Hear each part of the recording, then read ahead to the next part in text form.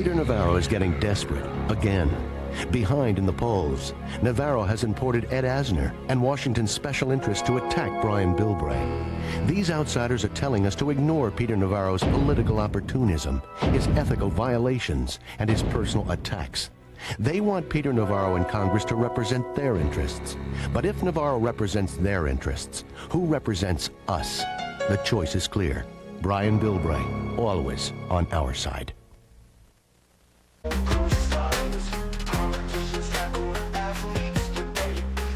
All right, Chris, we were just saying I'm in a hotel, so hopefully our quality is not too bad. Should be okay, but might break up a little bit. Do you wanna share which your read on which timeline we are? You were just saying we are in a very specific timeline. Which one are we in? Yeah, we are in the absolutely dumbest timeline with the dumbest people doing things the dumbest way. And, you always hope that there will be enough adults to save you from the obvious. And they're not. I mean, well, actually, the Wyden and Rand Paul have sponsored a bill to take the tariff power away from the president, or not take it away from him, but basically reassert congressional dominance. So we'll see how that goes. Part of the problem, by the way, part of the problem with politics right now is that there aren't enough competitive seats, and there aren't enough seats that are in jeopardy. So if you go back to the early 2000s, I guess would probably be the last time, where if you were like in a marginal seat in like Pennsylvania or Michigan or someplace, and this shit happened, you'd be like, fucking stop and let's solve this right now because I'm going to lose my seat.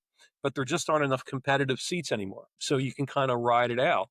But, the mystery of this thing to me is, and, the Republicans own this lock, stock, and barrel from top to bottom. But like you would think there would be a credible Democratic voice nationally that would fill this void. I mean, whether you think he was a sexual predator creep or not, during COVID, Andrew Cuomo filled it. He was right. And when I saw Gretchen Whitmer, who was the governor of fucking Michigan, saying, well, I really don't have an opinion on Trump's tariffs. I mean, like, are you fucking insane?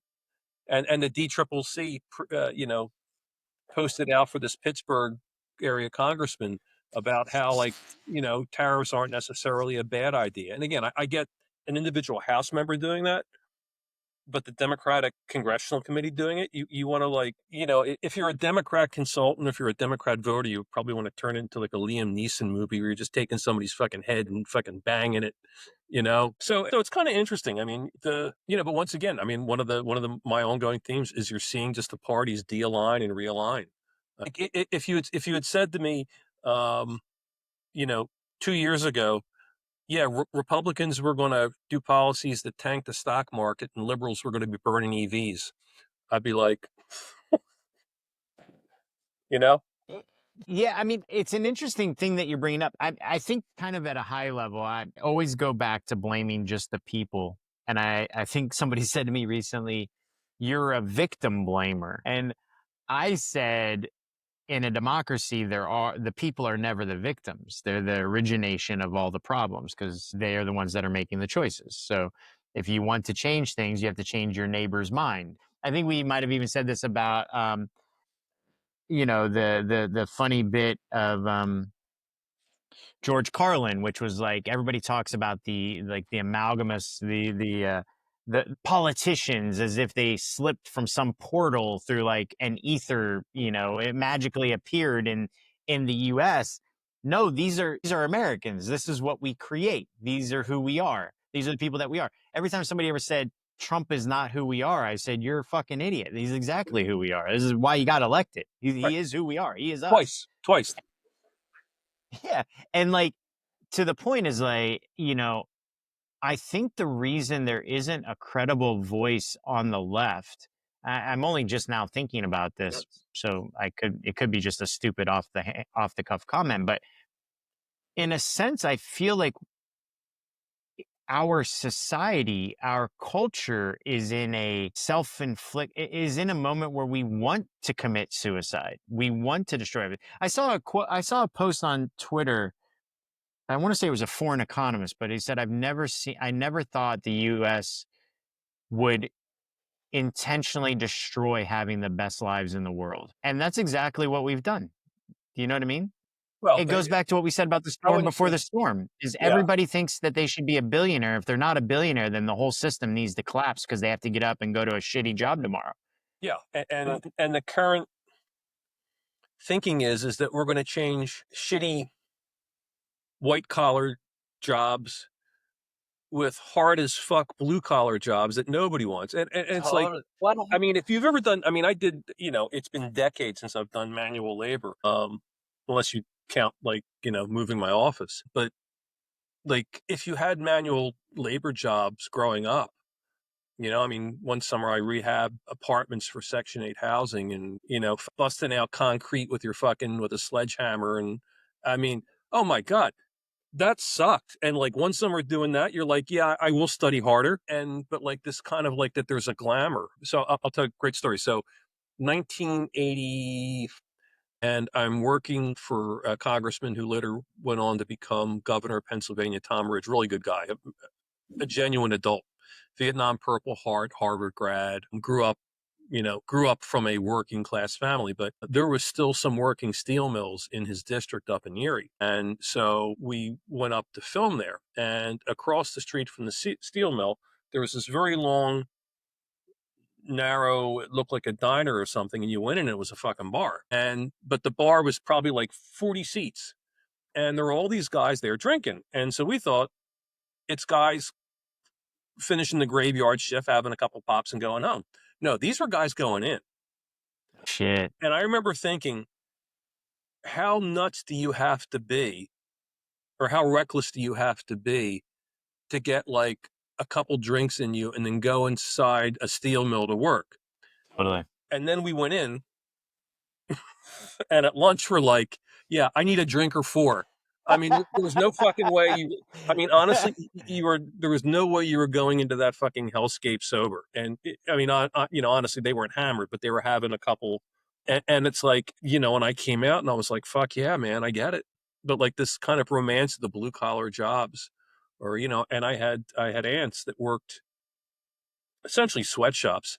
They would do piecework, sewing piecework, and as many pieces as you could do, that's what you got paid for. And it was Yeah. like, I want to say it was a nickel a garment or something ridiculous. Sure. And this is in the 70s. By the way, And the irony is there's still a kid in fucking Vietnam getting paid a nickel a piece, and that's why we yeah, get to have shit so goddamn cheap. Inflation right. has gone up, but that kid in Vietnam is only getting paid a nickel a fucking piece. Yeah, the idea that we're going to destroy everybody's retirement fund so we can have U.S. made T-shirts is fuck off, Right. You know what's really funny, actually? I think we talked about this before. I could so get on board with so many of the things that Trump said. It's almost like he's one head of a coin, but it's the same coin that I think we can all kind of agree on, but he's the wrong side. So Yeah. I'll give you an example. I don't really like the fuck stick Bill Ackman. I don't like him. I follow him on Twitter. I don't like him. But Right. not even but. I don't like him. Full stop. But I do follow him. And I was reading, he wrote this long fucking Twitter post because his ego just can't stop him from fucking thinking anybody cares what he has to say. And he was like, I totally get, what the impetus is behind this, because he's, turned into this Trump supporter, and about how other countries have destroyed the American working class with their, their non-competitive things and stuff like that. And I wanted to reach through the fucking phone and strangle this douchebag so bad, because he's who destroyed America. The people that have used offshore labor to become billionaires we don't need tariffs. We need 90% tax on fucking billionaires. We need to tax the real shit, because that's not who destroyed America. It was the people who intentionally moved things, and we don't want those jobs. Great. But what we could have done simultaneously was invest in people here, which we didn't do because that's a communist idea. But we could have completely invested in America, but we didn't do that. We could have invested in Americans, not because it would have been hard, but because rich people would have had to give up that. They got 99% of the gains from globalization, and they didn't want to give up any of them. They wanted lower taxes, consistently pushing for lower taxes. And certainly, I understand economics. You can lower taxes and bring in more revenue as long as you know where you are on the tax curve. Right. But what we have seen over the last 40 years is lower revenue, increased spending, and lower taxes. And so I know where we are in the fucking tax curve. You know what I mean?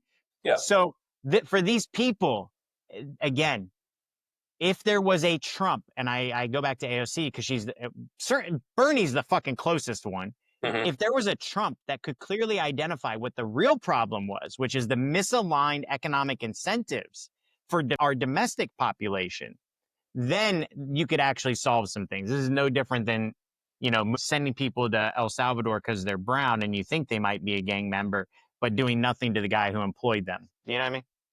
Yeah. I mean, part of the problem is that there is just not enough money. Yuval Levin wrote a book called the Smartest Places in America. And it was basically Rust Belt places that have become very self-sustaining and have done very well. Pittsburgh's one.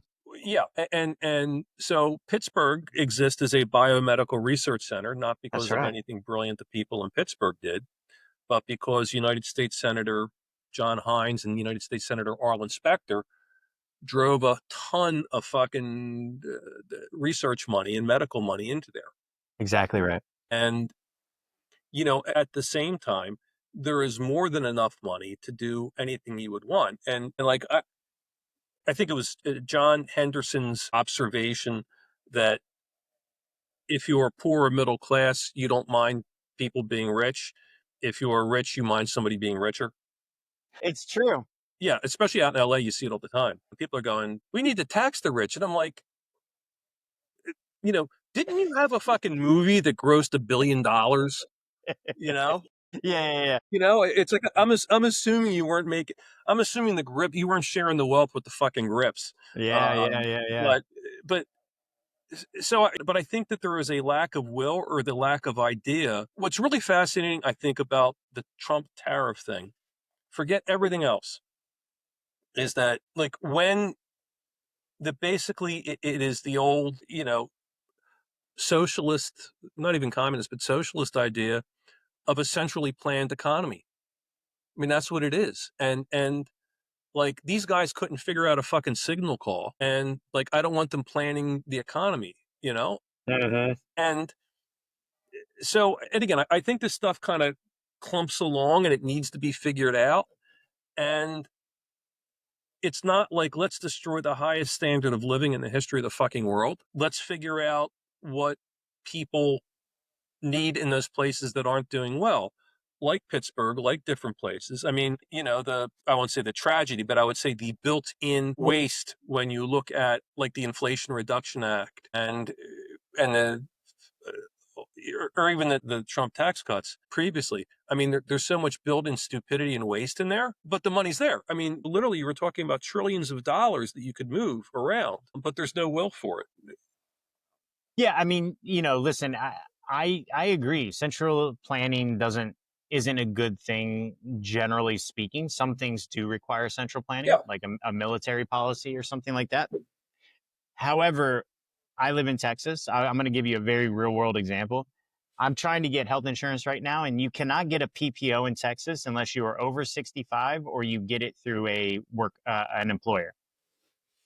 And I asked them on the call, I was like, why? That seems so arbitrary. Why those two things? I understand the employer. Maybe you have to have an employer responsible, but why would age be a determiner if I'm willing to pay for a PPO? Why? You obviously have the plan. Somebody over 65 is on it. And by the way, they're probably going to be far more fucking expensive than I am. So I don't understand why you would literally skew that way. I could understand you would have to be under 65. Yeah. But why are you skewing to the most expensive motherfuckers demographic? And nobody has the answer. So when I see how some states run themselves, actually all states have their own failings, to be honest with you. But to me, it seems that some states, let's talk about Florida. Did you see that Ron DeSantis is trying to make it so that employers can work 14-year-olds in overnight shifts and that they don't have to pay overtime? Yeah. That's what the fuck? Why would you rely on that state, state house to make any determination about what's good for its people? Yeah, I know that it was either Arkansas or it might have been Are you talking about what's her face, the former Huckabee that made it like Yeah, no, 6-year-olds could fucking work? it was previous, and it might have been Alabama, but basically what they wanted to have was an agriculture carve out, and you know, We don't live in the days of fucking ma and pa out on the farm. yeah, Listen, no, it just but I mean, but apparently the initial idea for that is that you couldn't have kids get up at 4 in the morning to go out and work because it was technically night. So forget what it became, but that was the original impetus for the. okay, but do you think kids should get up at 4 a.m. to go work when in China they're getting up to fucking study math so that they can eat the future? If you're a farm, if you're an ag thing, if you've got that summer job, sure. I mean, I did it. I got up at 5 in the morning to go do stupid shit. I personally don't think there Yeah, should be summer. I think this yeah, school should be year round with breaks yeah, built in. yeah. No, I mean that's We need to yeah, move past this agricultural industrial yeah, revolution era and realize we're in a new fucking century and that China yeah. is beating us and India is going to be beating us before long and that we won't be able to keep up because we keep looking to the past as like a golden era, make America great again, the past, rather than let's become greater. Yeah, I mean, you're never going to get a year-round school year because the teachers union you couldn't afford it. But this is where I would support Trump. Yeah, I don't think there should be a teachers union. yeah, You know what I'm saying? yeah. I I mean, think yeah, I don't think I think unions should be reserved for things that do not have a contract with the government. I don't think any government employee should have a union. They're treated well enough as it is. By the way, that's very FDR was very much against public employees unions because he said basically if you're the government and you've got public employees union, you're negotiating against yourself. Exactly. It's his thought. Yeah. All right. So, Chris, I guess I was on a little rant there. No, I yeah. get I mean, very it's great. It's great. But by the way, speaking of rants, one of the we're talking about money and waste, and does this make any sense? Is apparently now the city of Los Angeles is pushing back against the feds, and apparently there's a joint task force with the IRS, the FBI, and the U.S. Attorney in L.A. to figure out where that $24 billion in homeless money has gone. Oh, I could give the fucking names. I used to do real estate development in LA. They should come talk to me. Yeah, one stop. Ah, You'll do it for a finder's fee. I don't need You write it on a yellow piece of paper. You go, here are the names. it's not a mystery. You know, we don't need Sherlock Holmes on this Yeah, case. but that's kind of and so the city's kind of trying to go to court to block it, and it's just like it's 24. And Mayor Bass was kind of like, well, there's inefficiencies in the system. It's $24 billion, and you Yeah. kind of like everybody assumes that there's going to be massive waste in systems in government. I mean, I do, Right. but it's like so the state of California lost 30 somewhere between 30 and 50 billion in basically not unemployment checks but COVID relief checks. They lost between 30 and 50 billion. They're not quite sure yet because their system is so antiquated, and now they've lost another 24 billion. So you kind of go like, with 50 billion dollars you could kind of solve a lot of school problems, and you could build a lot of fucking housing. Yeah. uh, Yeah. and so kind of my thing is that the money is there, but finding adults or finding people that actually know how to do shit. I mean, does anybody have to fucking know how to do shit anymore? You know what they could do? This is what I just think, Yeah. like, to me, the best way to solve problems is to put things in conflict with each other. So I Yeah. think there's a $70 billion deficit on the public pension fund in California. Yeah. About. I guarantee you, if you deputized every government employee and you said we won't pay out that $70 billion until we find the $50 billion, I bet they'd fucking find it. About a week. Uh-huh. So the thing is, power needs to be in opposition to each other. I've always said this. So, Yes. what I've seen about MAGA people is that they're so upset with the economy, and they really fucking do hate billionaires, by the way, Yeah. that they want to take it out on the government. But by weakening the government, they just increase the power of corporations and billionaires. Or they hate the government and vice versa, right? So what needs to be done is whoever, I would vote for whoever said this, they should be in opposition to each other. They should never be working together. They're too powerful. Whenever Yeah. their interests are aligned, that is a problem. So That's the very simple thing, is to balance it out. Speaking of which, by the way, I wanted to go back to something you said earlier that is very much about this.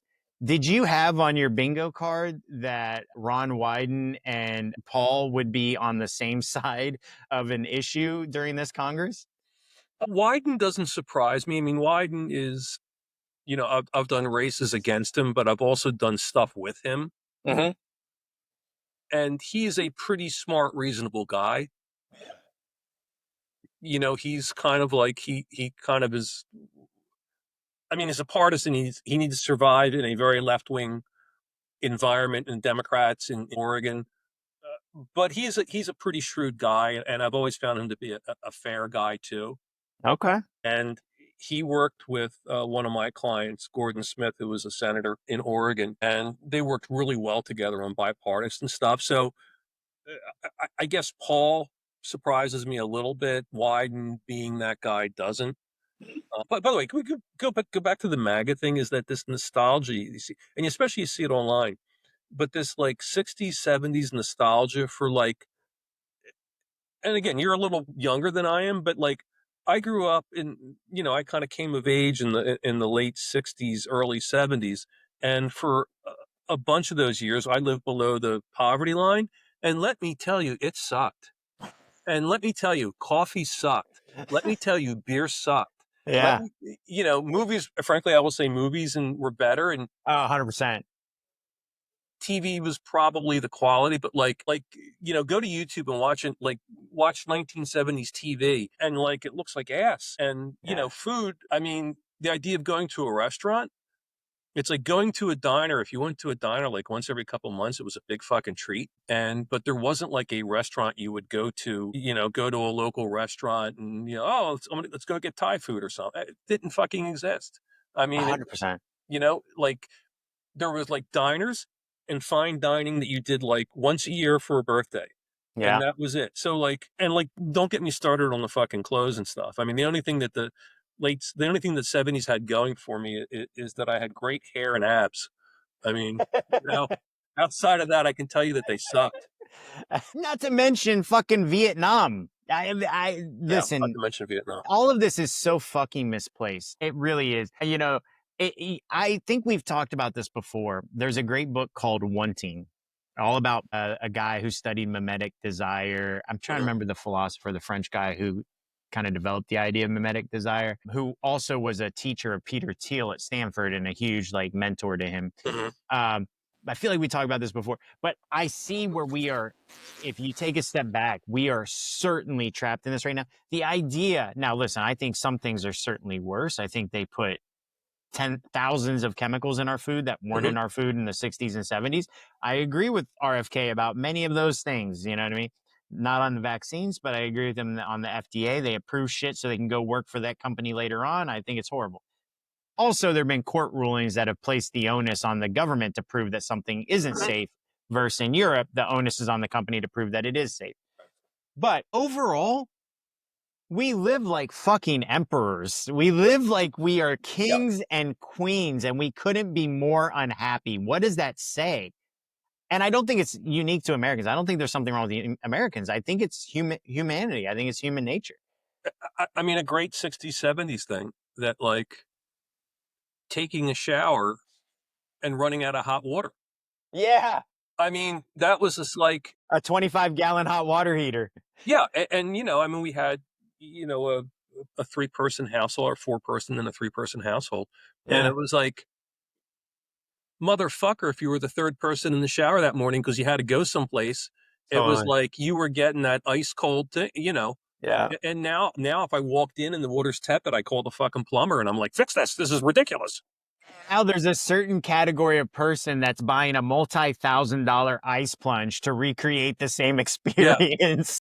Yeah. And again, I mean, but this kind of misplaced nostalgia and again, I mean, there's a lot about, I mean, back of me on the wall. I mean, I've got a recreation of the 70s movies and a bunch of 70s hockey players. And so, I've got a certain nostalgia for that and a certain nostalgia for, the war, like World War II stuff. But like, I don't want to fucking live there. No. I mean, it's like, if you ever think you want to live there, Go find pictures of your parents or your grandparents from that fucking era. Yeah. And you kind of go look at him and you kind of go, was he 82? And they're like, no, he was 54. Are you Right. right? You know, with like bad teeth and you Yeah. know, and like kind of crunched over and like hands Totally. like this from working on the fucking line for 30 years. I mean, That's right. Yeah, I don't know. I mean, where does it go from here on this tariff thing? Did you see as of a couple of, I might have been a couple hours ago on Twitter, but China 180% tariff on all U.S. goods. Not to mention the real thing. Did you send this to me or was this something I saw? That China has been quietly not tariffing, but actually preventing the export of rare earth metals and controlling it. They're already looking at how to like edge us out of the global economy. They've been doing this.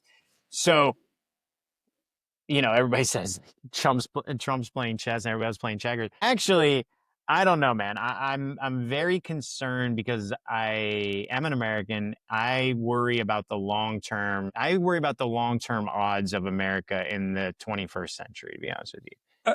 I think China has its own problems, and again, I think that forgetting for a moment how seriously I think you have to take them, because they are at a certain point they're invulnerable to an internal political pressure. Um, they can play, for lack of a better word, the long game. I hate saying that, but the long game. At the same time, their economy, when you look at what it's built on and how it's built, it ain't fucking great. Is there It'll a be interesting. world? Is there a world though where I mean, I saw some statistics. So Mhm. we export something like I think it was $2.12 trillion to the entire world. They already export more. I think it was Yeah.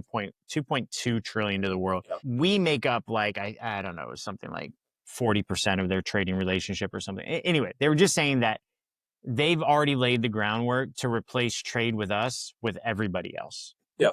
But we are busy fucking everybody else over and pushing them to them. I agree. Every country has its own problems Yeah. and every system has its own weaknesses inherent in it. My concern for the long-term success of the United States is not that we have issues.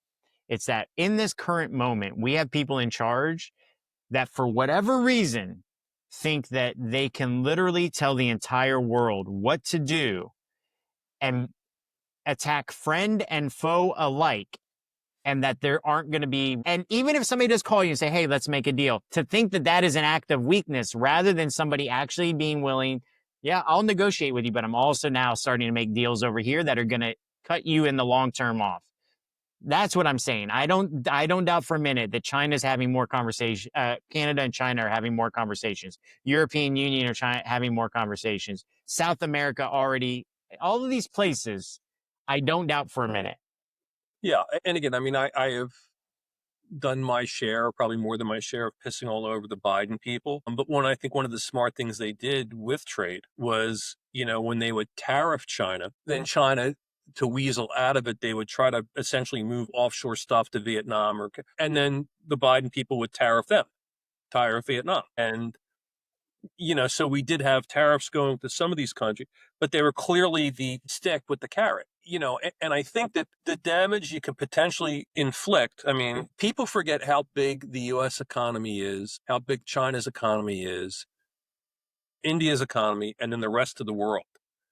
So, like, to put it in perspective, the entire country of Canada, an ally, and where I want to go, I'm going in a little bit to visit some friends. The entire gross domestic product is about the gross domestic product of fucking New York State. And so for that economy to get swamped and to go into a recession or a depression isn't that hard, especially because like the bulk of the trade in Canada is, with the US. Now I have a relative who is a big time Canadian trade lawyer, and that was his specialty, especially with Asia. His feeling is that long term, it's probably good for Canada because it will move them out of US markets. Well, he thinks two things. He thinks that like there are Canadian tariffs on dairy, which are ridiculous.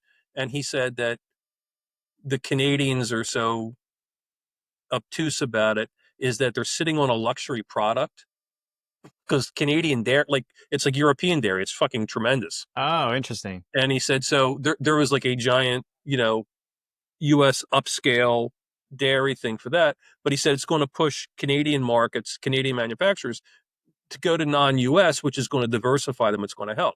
The other thing, by the way, which is totally a sidelight, which has nothing to do with the U.S., but it's interesting anyway, is that if Canada just equalized tariffs in between provinces, they would be a lot better off without the U.S. because it's like if you're in Saskatchewan and you're dealing with Manitoba, there's a tariff going there. Right. I think, it's interesting what you just said. I was listening. I think it was actually Rand Paul who said, it was actually in a hearing, and it might have been Wyden, but anyway, it doesn't matter. They were confronting one of the trade guys in a hearing, and they said, "Why did we tariff Australia? You said it's about trade imbalances," and they said, "We actually have the trade imbalance with Australia. We have a surplus against them." And he gave kind of a bullshit answer. He's like, no. Why did we do it to them? There's no trade imbalance. He said, well, they don't take our beef and stuff like that. And now you're talking about the milk and stuff like that. And then they mentioned about the milk or dairy products. It's actually based on the USMCA. There is no tariff up to a certain amount of importing. And then it's like a 200% over that, right? But even if that wasn't the case, I'm going to be honest with you. I am American. I root for American success, but I'll be honest with you. I don't want to see us exporting our chemical industry posing as food around the world either. Because I'd rather, when I go to Europe, not be poisoned by Cargill and Monsanto. I'd rather go eat their food. And this idea of make America healthy again, I think what they really plan to do is to make everybody just as sick as we are. They forced Mexico to take our corn at the World Trade Organization. They won a case so that we could forcibly put GMO corn into Mexico, which has never been there before, is not needed, not wanted, trying to force them using the World Trade Organization to take our bullshit corn that is polluted beyond recognition with, I think it's glutamate. It's a known carcinogenic, known to cause cancer, highly toxic, known to other countries. For us, we turn a blind eye. Australia doesn't want to import our beef. Why would they? They don't poison their people with their beef. They don't want to be poisoned. So specifically back to the, people getting up at 4 a.m. to work on farms and ma and pa and all that. We don't live in that world anymore. What we live in is 3 major food companies that are really chemical companies posing as food companies, poisoning us. So I don't give a shit about our agricultural industry personally at all. I'd much rather we import all of our food from places that don't use the poison. That's how I feel about it. Yeah, I mean, we're going to differ on that. I mean, I'm a very big GMO guy because it saved the world from starvation. Is that factually? I mean, I'm willing to be convinced here, but there was. Yeah, look up Norman Borlaug. Now, okay. I've heard that since the introduction of chemicals in farming since like 1915 or something like that, the actual yield per capita of the farm has not increased. No. Exactly the opposite. I mean, if you look at, just type in Norman Borlaug. Borlaug. Actually, there's a really great episode of Penn and Teller bullshit. Oh, yeah. And LAUG. But type in Borlaug. And again, I mean, I'm absolutely against chemicals and I mean meaningful. I mean, I'm all for preservatives and I'm all for things and I'm all for, golden rice in India that stop people from starving. But, food in Europe is more expensive. Food in the US is very cheap. And I mean, it's like, God forbid. I mean, like you can't go to the store in LA or most parts of the country and get a tomato that tastes like anything. If you have a tomato, you got to spend half your day trying to coax some flavor out of it by roasting it or doing whatever. But no, I mean, leaving the GMO question aside, it's not even about the GMO. It's about things that we say are, I mean, beef isn't about GMOs. That's not, it's about what we do to the beef. It's about what we do to them. Yeah, I mean, all American beef has metabolic syndrome. They've shown it in the beef itself. And what do you think happens to us when we consume that? You know what I mean? Yeah, and again, I mean, to me, they're all marginal things. Simply because in U.S., our life expectancy continues to grow. Actually, it's flattened off. It's flattened. I thought it's actually dropped over the last 3 years. But okay. For men. Got it. And what they're calling deaths of despair, which is a whole other argument. That's been increasing over the last week or so. Yeah, right. There is, by the way, I think there is something to young men killing themselves at record rates because young women aren't. So it is clearly a male problem. I feel like that shifted recently then, right? Because young women for a while were like the Yeah. biggest ones from social media. It was a huge problem, wasn't it, for a while? Yeah, young women are, interestingly enough, more likely to become trans than men Oh, interesting. What the fuck is wrong with them? They want to live as a man in this world? by significant amounts. Or,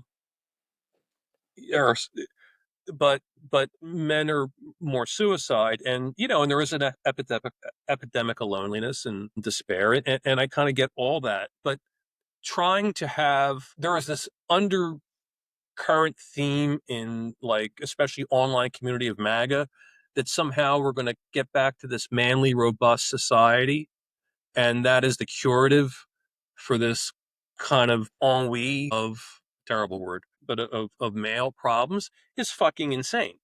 Mm, It is a misdiagnosis of the entire problem. I mean, if that's your real concern, then reinstitute the draft. mm, mm. Make it mandatory like it is in a lot of European countries, and not to mention Russia. Yeah, but I mean, there's a lot of misdiagnosis. But to my larger point, like, that ain't the fucking government's problem. Right. I mean, that's kind of I'm going to go back to my kind of, libertarian Republican roots, that, like, if you are unhappy, it is not the government's problem to fix it. Your government should, make sure you are not poisoned, and that you have resources, and that there is a relative safety in your fucking neighborhood, that you're not getting shot and robbed, that, like, they are the legitimate functions of government. But Right. somehow caring for your psychological well-being, fuck off. Totally agree on I that. mean, and again, I mean, it's, then you get dear leader stuff, and which is what we get with Trump right now, is that, like, I mean, not everybody, but I mean, you go online and they're like, it's dear leader, you know? Mm, And again, it is turning over your personage to the government, right. which is like, does that ever work out? You know what's so funny? Just I'm curious because I did not know that the majority of trans individuals were women transitioning to men. I would love to know how many of them refer to themselves as they, them versus he, him, which you could tell by the way I said that is not something that I say normally. Right. But because it would be a really interesting experiment to be able to interview them and for the ones who passed as men Mhm. and start with is it all that you thought it would be? is it just as glorious as that? Is that privilege all that you thought it was? Did you ever hear of the woman um, Nora Vincent that wrote Self-Made Man in 2006? She lived as a man for like 18 months. And she basically was like, nobody gives a shit about you if you're a man. Like, it's so much worse than being a woman. She was like homeless on the street. Like, she just went all in. And she was like, people could give a shit less about you as a man. As a woman, there's all kinds of things. And even just look at our policy, right? Like women, infants, children, the WIC program. Nobody gives a shit. I couldn't get health care as a man in Texas, but a woman, a child, an elderly person, always. But if you're under a certain age, if you're certain, you could get like assisted healthcare. You could get like discounted healthcare, right? So our policies, all this idea of like male privilege, yeah, the privilege of being fucked over. That's what it is. I mean, everybody has a privilege. There's certain things that I get a benefit of, Yeah. other people get a benefit of. Everybody has some privilege, but it isn't what they think it is. It isn't ubiquitous. No, no. I know a couple of trans people, and there is a mixed bag. I know one that changed to male, became male, and is quite happy, and that was the right fit. It's somebody I always kind of thought was probably gay, but seems to be very well adjusted. But it was, it was a long journey for them. I know other people that have kind of jumped on the trendy train, where it's been a fucking disaster, and good luck and God bless. But again, I've seen it as a mixed bag. But I mean, I'm just curious because if you Yeah. identify yourself as they them, you're going to get treated differently than if you just like be like, yeah, I'm a dude, whatever, right? So people are going to treat you Yeah. differently. That's just the way it's going to be. When you hear pronouns, when you hear somebody insist on their pronouns, it's a giant red flag, because you kind of gotta go like, I don't need your baggage, basically, is I think kind of part of the issue is that's what I really don't want. I don't Right. really want to have to negotiate. And again, it's a small thing, but it's just like, okay, And who the fuck? ultimately, Yeah, isn't at its best, it's something that I don't give a fuck about. I don't care what I you don't are. give a Like, fuck, you know? just show up and be a person, man. I don't really care. Like, do your thing. You know what Yeah, I I mean? mean, yeah, it's like, well, I'm a they. Well, okay, tell me about the flatbread special again. Yeah, exactly. And again, I'm being, And I've never been in an environment, there's all these memes about like at work meetings where it's like, hey, I'm Jim, he, him. And I'm yeah. like, I've never been in a meeting where that happened. And I think I would just laugh if it started happening because it's like, what a time killer. Like this meeting is already a waste of time. Why are we going through this, Well, exercise? and it's becoming less and less common, but it was very, through the like 2016 through 2022, it was very common of my friends that worked in the corporate world, that and land acknowledgments. Mm. And my favorite land acknowledgement story is I worked one of the tribes I worked with.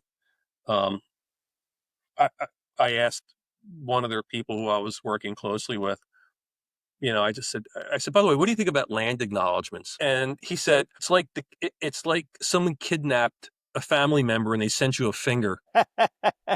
And I'm like, and it was like, he says, it's not like you're going to give the land back. There's Yeah, no yeah, yeah. transaction here where we're Right. getting, downtown Seattle back. Yeah, yeah, yeah. We're not getting fucking Santa Barbara back anytime soon.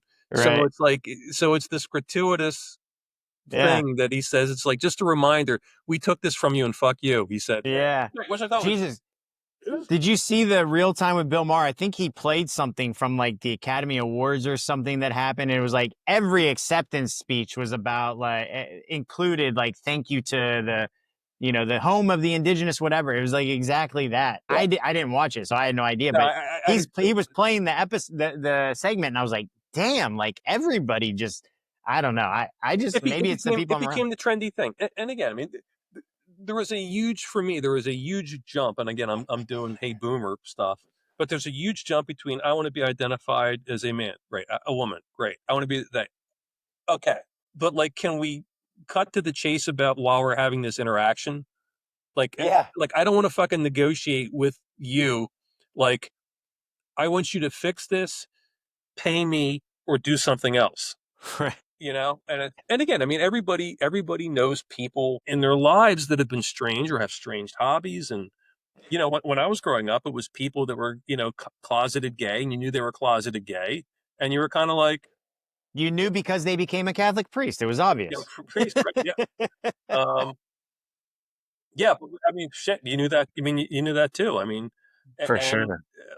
but it was like it was less like everything is hard, and like this is something else that doesn't have to be hard. Why are we adding more to like our daily routine? Like, And yeah, again, it's a different level from respect or somebody would say. So no, it's like there is somebody that I know pretty well and shocked the shit out of his friends. Transitioned to being a woman, and he's got two teenage girls, and but like as normal, sober, rational, likable person as you would ever meet. It's not some flake who tried to kill himself 15 times and was stealing dresses out of the airport. And no, it's just, and you kind of go, okay, I feel like you're referring to the chick for them, the they them from the Biden administration stealing shit out of the yeah, airport. Sam Binion, who's in charge of nuclear waste. Yeah, yeah, yeah, yeah, yeah, yeah. Maybe you shouldn't be in charge of. Really gave all us bald guys a bad name, by the way. I was so Yeah, offended that whole time. Like, do not lump me in with this person. yeah, no, but Although I might bring it back for Halloween. I might go as that person. Sam Binion with the little mustache and the thing. I mean, Yeah. it's a good outfit. I mean, but yeah, no, but I mean, like somebody like that who you kind of go, holy fuck, you're crazy. I mean, if you're stealing random women's outfits at airports and then Yeah. wearing them, Yeah. but You're again, this close to stealing their skin in Silence of the Lambs. That's how yeah, right, that's where you're headed. right. But anyway, but this person who I know is like you kind of like he's in the middle of the transition. And you kind of go like, okay, and his attitude is, this is who I am now, and everybody went okay, and it was like, and that was the end of the discussion. Yeah. Hey, can you pass a beer? Like, who Yeah, cares? right. I wanted to go back to China really quickly because there was something. Did you see the Zelensky thing where they've captured a couple of Chinese off the battlefield in Ukraine? No. Yeah, so I guess it's two. They actually, well, I wonder if there's a possibility that So they were different planted from the North Koreans they captured. different from the North Koreans. It caught me off guard. So this guy, this source is not 100% reliable. He is a Ukrainian guy anyway, but he posted the video of Zelensky. We have captured two Chinese soldiers on Ukrainian territory. We have their documents, credit cards. They are citizens of China. I believe the United States needs to pay more attention to what is happening today. Blah, blah, blah. Is basically what Zelensky said. I mean, listen. So, by the way, I'm curious because I haven't been following it. I mean, because I've been, licking my own wounds. Yeah. But like 3 weeks ago, there was this the EU is going to come to rescue the Ukraine and give them all this money. That's And I keep looking for a follow up. Outside of a nice statement from the EU, Yeah. I keep looking for like, oh, and here's the money. Oh, and here's the troops. Oh, and here's the weaponry. And, I get that maybe this stuff happens in private, but you would think that there would be something else. My sense is, Chris, long term is that Ukraine is going to cease to be a country at some point. I just think that there's going to be a deal cut. It will maybe remain a country, but it will be a vassal state of Russia as a negotiated settlement. Yeah, I would not. That would not be an unexpected outcome. Yeah, did you see what Trump said this week about we're going to get Gaza? In the Oval Office during the questions, like, how are you going to get it? Well, it's destroyed. Like, yeah, but how are you going to get it? Like, under what authority? It's like under American authority. And I was like, oh, fuck me, man. Like, I'm pretty sure these are war crimes. Do you know what I mean? Like, we're just going to take people's land now? Yeah. I mean, granted, we did that before, but this is the 21st century. I thought we hopefully had moved beyond it. I thought that was the order that we set after World War II.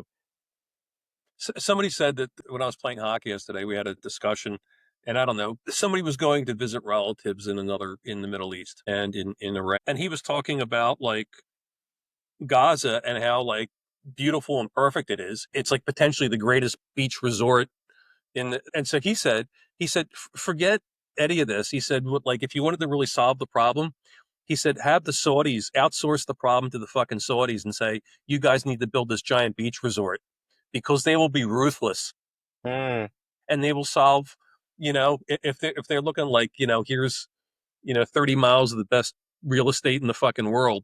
Yeah. Like the Saudis will like figure it out in like 2 seconds and you don't want to look at what they do, but they will figure it out.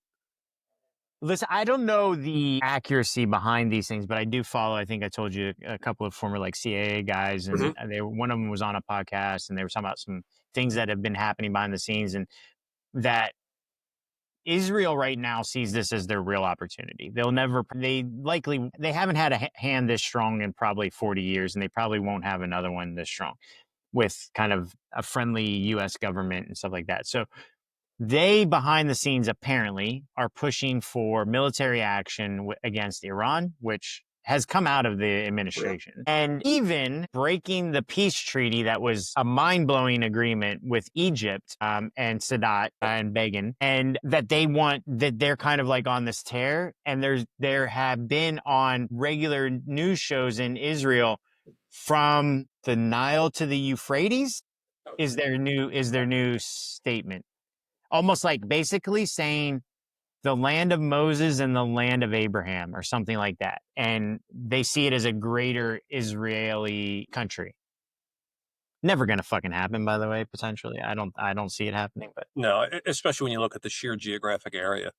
I mean, it's like, what is it called? The world maps. We look at the Mercado. Oh, yeah. And it's like, you look at the relative size of the Middle East and you kind of go like, yeah, right. Good luck occupying that. Right. But a lot of blood. Yeah. And historically a lot of blood. Yeah, no, for sure. I don't get it. Have you ever been to Israel? I have. There's certain places in the world I have no desire to visit, and the Middle East is one of them. That's my exact point. I don't understand why everybody seems to want this fucking place. I understand the oil, but that's not even in Israel or Palestine area, Jordan. Jordan's a poor country. They have nothing. They have tourism. So there is, and I think we should kind of wrap up with this. Yeah. There is something, by the way, uniquely American that we don't give a shit about blood and soil. And most of Europe and the Middle East, it's really this blood and soil thing. Unless I mean, it was the famous Reagan line that if you move and live in France, you will never be a Frenchman. Yeah. I mean, you will never be this, you'll never be that. But if you're an American, you'd be like, fuck it, move. You know what? You're 100% right. And I literally said to somebody the other day, that is my favorite thing about being an American. Yeah. And I really don't like that some people are pushing for that now, because for me, I love that about America, that we are bigger than the blood and soil, that Right. the idea is what's important. It's based on an idea, not kind of, and like, when you come and, allegedly now, I mean, we'll see with ICE, you become a citizen and you are an American, and then you're as American as fucking George Washington's, Exactly right. He wasn't even born an American. Yep. You know what I mean? Like George Right. Washington wasn't. And it's the idea of that. And again, I mean, and I understand the blood and soil thing for all these countries, or this is, the place of my birth and my people. And again, when I went back to Italy, and for the first time, I kind of understood my being Italian and Catholic, because I go to these places and like, oh, this all makes sense to me culturally, and I kind of get it. At the same time, like, it's interesting, but it's not more than that. I mean, Agreed. culturally, it's interesting, but it's like, I like being an American. I don't like, Yeah. Okay, I know we want to go. Can I ask you to just do two things before we leave? Yeah. Who was the biggest idiot of the last week? Peter Navarro. Okay. All right. And what one news story do you think will happen before we talk next week? What's something that's going to happen that nobody knows will happen? Or it could be the outcome of something that we're seeing now as well. You will see a Trump cabinet person fired. Shit. All right. I'm not even going to ask you which one, but I think it's highly possible. Yeah. With all the Trump shit going on, I mean, the tariff shit going on, it's a perfect time under the radar to get rid of the fucking nitwit Waltz. Yeah. I mean, somebody will be going. Yeah. Okay, that's a good one, Chris. I like that. All right. I'll see you in All a right, week, brother. man. I'll talk to you soon. Bye, Bo. Bye.